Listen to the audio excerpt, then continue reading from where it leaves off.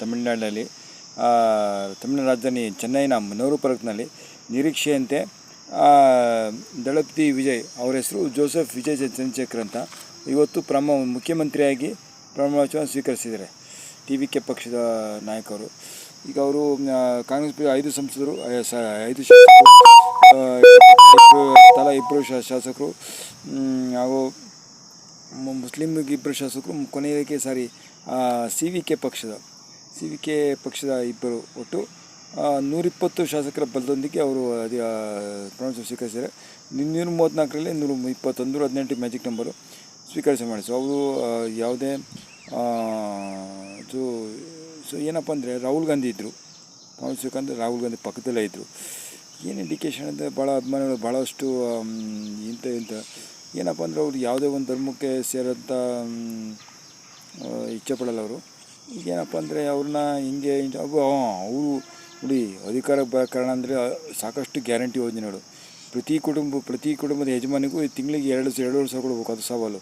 ಆಮೇಲೆ ವಿದ್ಯುತ್ತು ಭಾಳಷ್ಟು ಕೊಡಬೇಕು. ಒಟ್ಟು ಇದಕ್ಕೆ ಕುಮಾರಸ್ವಾಮಿ ಹೇಳ್ದಂಗೆ ವರ್ಷಕ್ಕೆ 6ರಿಂದ 7 ಲಕ್ಷ ವರ್ಷಕ್ಕೆ 6ರಿಂದ 7 ಲಕ್ಷ ಕೋಟಿ ರೂಪಾಯಿ ಬರೀ ಗ್ಯಾರಂಟಿ ಯೋಜನೆಗಳು ಹೋಗುತ್ತಂತೆ. 6ರಿಂದ 7 ಲಕ್ಷ ಕೋಟಿ ರೂಪಾಯಿ. ಮತ್ತು ಹಿಂಗೆ ಚುನಾವಣೆ ಅವ್ರಿಗೆ ಹೇಳಿದ್ರು ಈಗ ಎಷ್ಟೋ ಲಕ್ಷ ಕೋಟಿ ಸಾಲ ಇದೆ ಅಂತೇಳಿ ಹಿಂಗೆ ನಿಭಾಯಿಸ್ತಾರೆ. ಕಷ್ಟ ಇದೆ. ಆದವರು ರಾಜಕೀಯಕ್ಕೆ ಹೊಸಬ್ರು. ನಿಭಾಯಿಸ್ಬೇಕಂದ್ರೆ ಭಾಳ ಕಷ್ಟ ಇದೆ.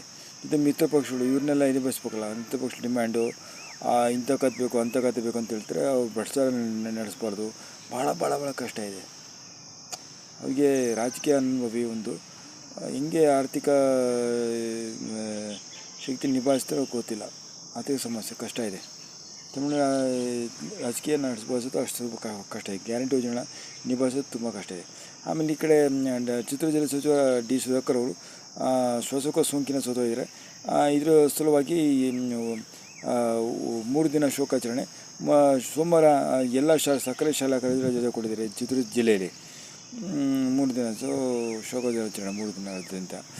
ಆಮೇಲೆ ಮೋದಿಯವರು ಬಂದರು ಬೆಂಗಳೂರು ಮೋದಿ ಯಡಿಯೂರಪ್ಪನ ಕೈ ಕೊಡ್ತಿದ್ರು.